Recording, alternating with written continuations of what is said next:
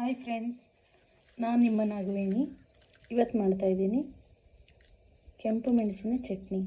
ನೋಡಿ, ಎಲ್ಲ ಮೆಣಸಿನ್ಕಾಯಿನ ತೊಳೆದು ತುಂಬಿಡಿಸಿ ಒಂದರಲ್ಲಿ 2-3 ಕಟ್ ಮಾಡಿ ಇಟ್ಕೊಂಡಿದ್ದೀನಿ. ಇವಾಗ ಚೆನ್ನಾಗಿ ಹುರ್ಕೋಬೇಕು. ಎಣ್ಣೆ ಹಚ್ಚಿ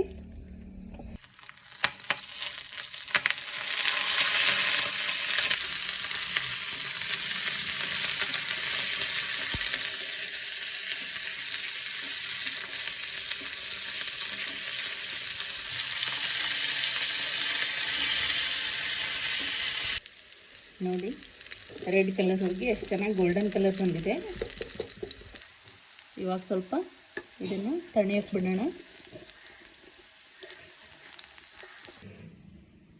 ಕೆಂಪು ಮೆಣಸಿನ ಚಟ್ನಿಗೆ ಮೇನ್ ಇಂಗ್ರೀಡಿಯೆಂಟ್ಸ್ ಇವು.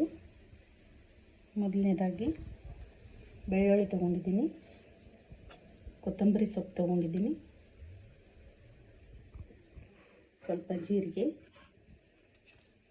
ಹುಣಸೆ ಹಣ್ಣು ತೊಗೊಂಡಿದ್ದೀನಿ, 1-2 ಹೆಸರು ಕರಿಬೇವಿನ ಸೊಪ್ಪು ತೊಗೊಂಡಿದ್ದೀನಿ, ರುಚಿಗೆ ತಕ್ಕಷ್ಟು ಉಪ್ಪು ತೊಗೊಂಡಿದ್ದೀನಿ. ಇದು ಆರ್ಗ್ಯಾನಿಕ್ ಬೆಲ್ಲ.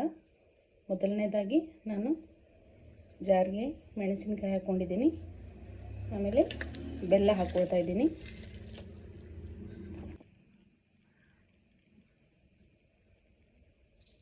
ಬೆಳ್ಳುಳ್ಳಿ ಹಾಕ್ಕೊಳ್ತಾ ಇದ್ದೀನಿ,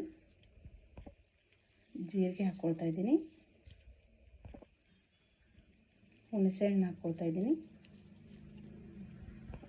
ಅದೇ ರೀತಿ ಕರಿಬೇವಿನ ಸೊಪ್ಪು, ದೆನ್ ಕೊತ್ತಂಬರಿ, ರುಚಿಗೆ ತಕ್ಕಷ್ಟು ಉಪ್ಪು ಹಾಕ್ಕೊಳ್ತಾ ಇದ್ದೀನಿ. ಇವಾಗ ಇದನ್ನು ಸಣ್ಣದಾಗಿ ರುಬ್ಕೊಳ್ಳೋಣ.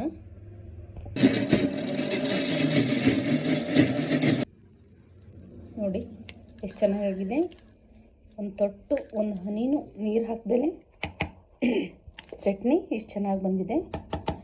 ಇದನ್ನು ದೋಸೆ ಜೊತೆ, ಇಡ್ಲಿ ಜೊತೆ, ಪಡ್ಡು ಜೊತೆ, ರೈಸ್ ಜೊತೆ, ಅಕ್ಕಿ ರೊಟ್ಟಿ, ಜೋಳದ ರೊಟ್ಟಿ ಜೊತೆ ತಿನ್ಬೋದು.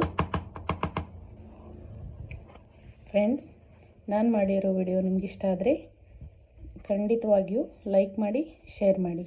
Thank you.